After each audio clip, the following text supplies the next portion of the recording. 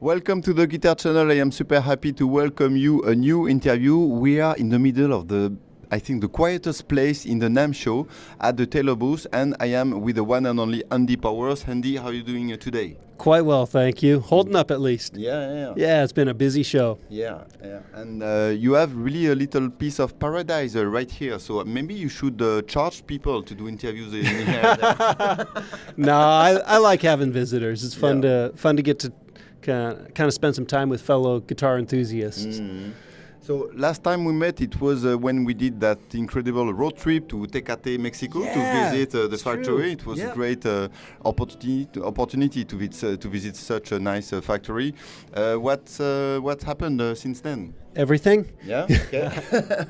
Well, what has been so exciting, and the reason that this particular NAMM show means so much to us, is we're finally get to release these new guitars that we're building. Now, in a lot of ways, you might look at a specification list and see, oh, you changed the bracing. Nice, it's a new feature. Mm. Well, it's not a new feature. It's almost an entire reconstruction of the way that guitars are built and heard. It changes all sorts of things about the way this guitar is functioning. Mm-hmm. How long did you spend on this to refine what you are coming up now? This is, I built the first guitar in this style right after we launched our 800 series redesign back in 2014, so about 4 years now. Okay. Mm-hmm. So this has kind of been in development since then. Mm-hmm. I built this guitar in response of, wow, we just made these incredible guitars. How do I do an even better job than that? Yeah. What next? Well, I turned my attention to some of the things that I knew I was struggling with as a guitar maker, some of the inherent limitations of a conventional flat-top guitar design. And can you walk us through the difference between the X bracing, the regular way to brace guitar, and what you developed? Yeah, what happens is in a traditional or a typical guitar that's an X brace design, you have an inherent compromise between the stiffness and the flexibility. Yeah. Okay. Right? So you hear all kinds of like what we call old wives' tales, where a truly great guitar should be right on the edge of blowing up. Okay. Those kinds of things.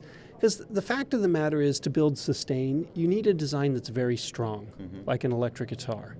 If that thing is very rigid, very strong, the strings will stay in motion for a long time. The other end of the spectrum is that to make volume, you need something that's flexible. So imagine a drum. Okay, you have this very flexible drum head that when you hit it, it produces a huge amount of air displacement, and we hear that as a lot of volume. But that means you need something flexible. So if I need some strength and rigidity or inflexibility to make sustain or a long note, how in the world am I going to make one thing that's also flexible? Yeah. It's not possible. It's a problem. Yeah. So that was something that I was struggling with. In a traditional guitar, you have to pick a balance point. You pick a compromise spot and go, well, that's what I can get out of that design. And so what I came up with was a way to treat the guitar in more of a systemic kind of mindset, where I have certain parts functioning to make the guitar very strong, and other parts to generate volume. So this guitar is very strong down the center, and it gives me an unbelievably long sustain for an acoustic guitar. But at the same time, I have this very orderly and very powerful motion from this controlled flexibility that gives me a huge amount of dynamic range. So I end up with a guitar that has a lot more expressivity in terms of how long can I hold a note? How much dynamic range can the note have? Those kinds of things. How much projection is there? One of the surprising developments that came out of it is, I got maybe halfway through building this first guitar in this style and realized, my gosh, this would allow me to change the intonation of the guitar, not by changing the string compensation or the saddle compensation, but it allows me to build the guitar as a very, very fluent translator of every note that's happening along the string.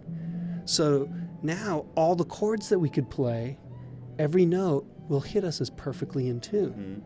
There's a level of harmony here that we haven't had in acoustic guitars before. But that's the part I have some problem to understand, because I can understand the fact that because of the new bracing you have higher volume and so on, but I don't quite get the intonation part, because you are not moving the fret around or doing something weird. So how come? Yeah, it's kind of a head scratcher. It's almost like puzzle pieces that don't want to fit together. Okay, but here's how it happens. In the guitar world, we think of intonation and we automatically equate it. We think that that means compensation. Other musicians don't think that way. A singer doesn't think of intonation that way. A saxophone player or a flute player or a violin player, they all have different definitions of what that is. If you look at the word itself, it means the in-tuneness. How accurate is your pitch? Okay, so really, for guitar players, we kind of need to get rid of the mindset that compensation is the entire story. Because really, intonation on a guitar equals string compensation to account for the stretch, certainly, plus harmony. So it's the pitch accuracy of the notes we play. Okay, so that's the first thing to understand. Second thing is understand what the guitar's role in life is. It's supposed to be a translator. So a translator takes in one language, receives a message, converts it to another language, and spits it back out. Typically, a guitar body will receive this kind of string language, the note that we play, and then it does its best to translate that into audible language. But usually, it's not a very good translator. Some things get lost. So we might play, an A natural, say A440, and the guitar will do its best to give you an A440, but it's not a perfect translation. Some things get lost because of its unusual motion. It sets all kinds of inharmonicity in there, and you get some phase cancellation, some frequency cancellation, some undesirable things happen. What this guitar does is it totally fluently translates everything that the string is doing. So when I place even simple triad chords real high on the fingerboard, every note will be totally intact and totally present with no pitch distortion. So when it hits us, we hear it as perfectly in tune. In fact, there's a lot of interesting things that start coming out of it, like when you take one of these guitars and you tune it in front of a strobe tuner. Usually it's like fluttering around, and you'll see something like E, F, F, F, G sharp, G, and the tuner's kind of like wavering around. These guitars won't do that. They'll go right to a note. Because what's happening is usually the guitar's actually playing all of these erroneous frequencies. Let's say if I play natural harmonics, a lot of times on an acoustic guitar, you get the 12th fret, the 7th, maybe the 5th fret double octave. But this guitar, I can go all the way up the harmonic series and get every one of these notes. I mean, I can do that. I keep going.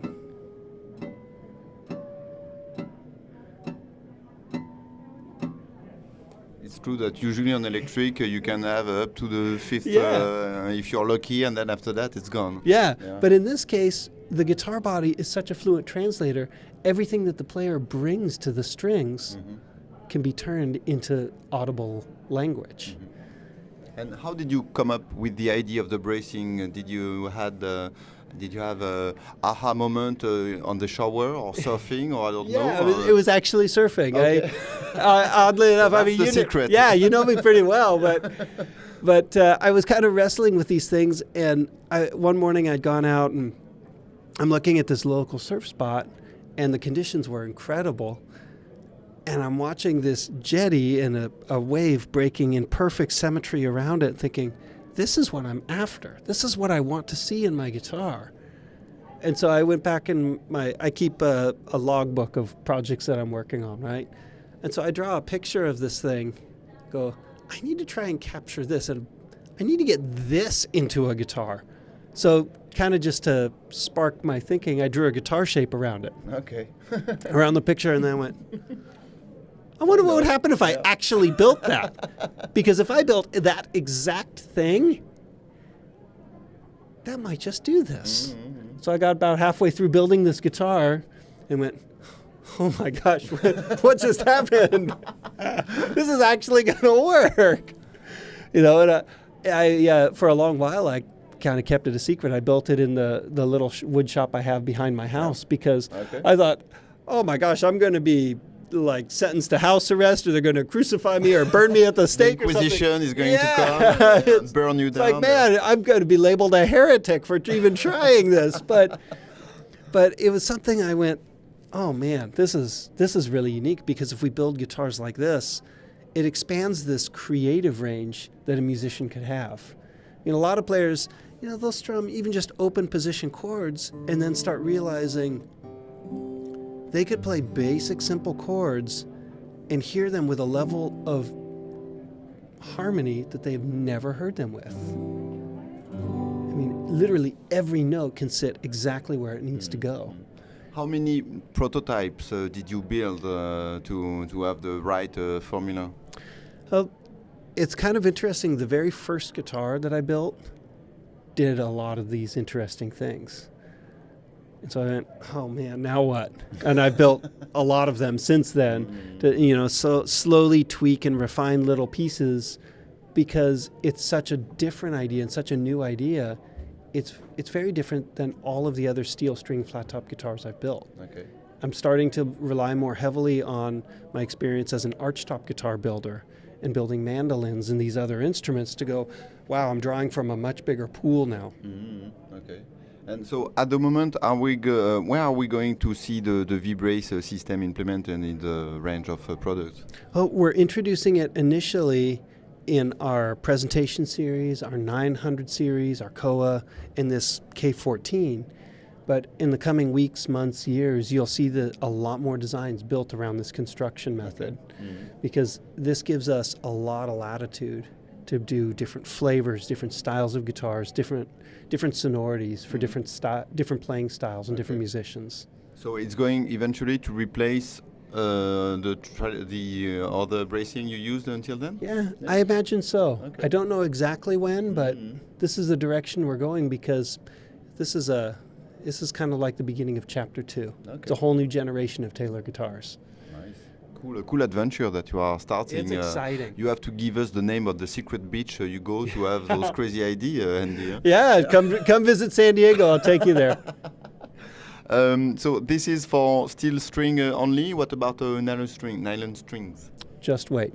Okay. To be continued. To be continued. All right. How was 2017 business-wise for Taylor guitars? Because we hear about so many rumors, you know, the electric guitar is dying, we don't sell any more guitar. So what's your point of view on that? Well, we were able to make rent, which was good. Honestly, I think more people than ever before enjoy playing music. Okay. And so, yeah, business has been good. I still get to keep building guitars and putting them into the hands of musicians. Okay. I love that. But I hear stories like that and go, that can't be, because people are creative. I really believe that. And I do believe that musicians are making songs, playing music to tell their stories with each other and share their stories. I can't see that ever going away. It's been that way for millennia. Why in the world would it stop now? That's just not going to happen. Okay. Music is way too important part of the human experience to just say, oh, it's out of fashion. Music has never been out of fashion. I mean, you go back thousands of years and you find artifacts where the things that people would look for, oh, I need some shelter to stay protected, I need some food to eat, you know, I need to stay safe. I guess the next thing is I'll make an instrument of some kind. Yeah. You go, really? Some of the oldest artifacts that mankind has ever dug up are primitive musical instruments. I think that says something to the power of music. So you don't think that eventually guitar is going to disappear? Is like or would become the accordion of that we have now? We don't play accordion anymore, but I don't know. I have some friends who do. yeah, but it's not a super popular instrument when you can find guitar in almost every household at the moment, but not accordion, right? I don't even know how you say accordion in English, right? Accordion, yeah. Accordion, yeah. Yeah. Okay. Yeah. You know what though? What's unique about the guitar is that it is an instrument that's most likely to be taught by a friend. Think of all the other instruments: piano, flute, saxophone, violin, accordion. All those instruments, they're things that you're likely to study. So a lot of times people will learn them in school or study formally with lessons and things. With a guitar, it's such an approachable instrument that you probably got introduced to it through a friend or a relative who had one. That's usually how it happens.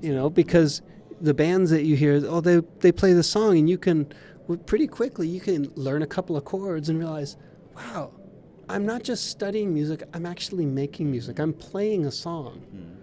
And so that quality makes me think that guitars aren't going to go away. Is there any change in the? I know it's kind of a tricky question, but last year you took us to visit the Tecate facility in Mexico. You have the other facility in San Diego in the US. So with the current political atmosphere, anything has changed? You don't have a wall yet, right? So how is it going? Yeah, I'm not sure that one person could decide to build a wall that big that quickly and be able to get that done. Honestly, it's actually becoming a little easier because the bigger challenge last year was the implementation of different CITES regulations. That was a big challenge. That was a huge challenge for our industry, and we're becoming a little more adept at managing those rules and those restrictions. So we're getting better at the process of essentially handling what amounts to a ton of paperwork. That's becoming more familiar. So in that way, it's becoming a little easier, but it still remains a big challenge.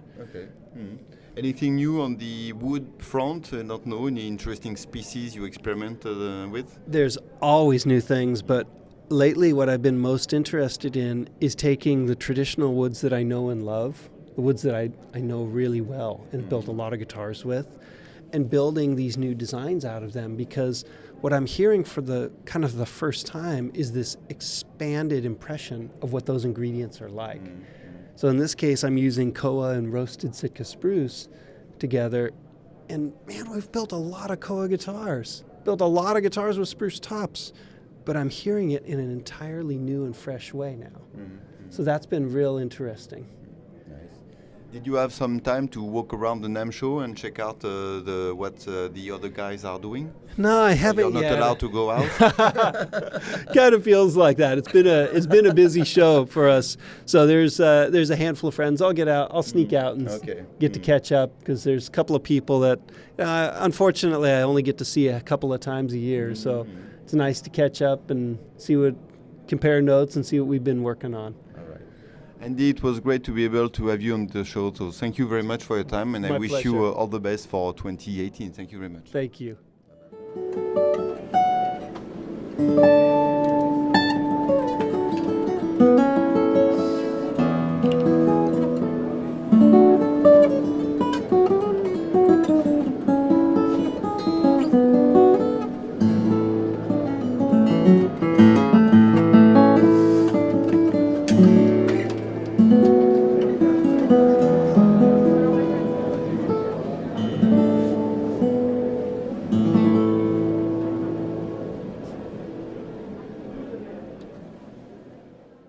You enjoyed this? Get your backstage pass on the Guitar channel.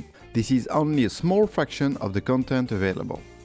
And the last component is the access to the private community to get high quality discussions with guitar aficionados like you.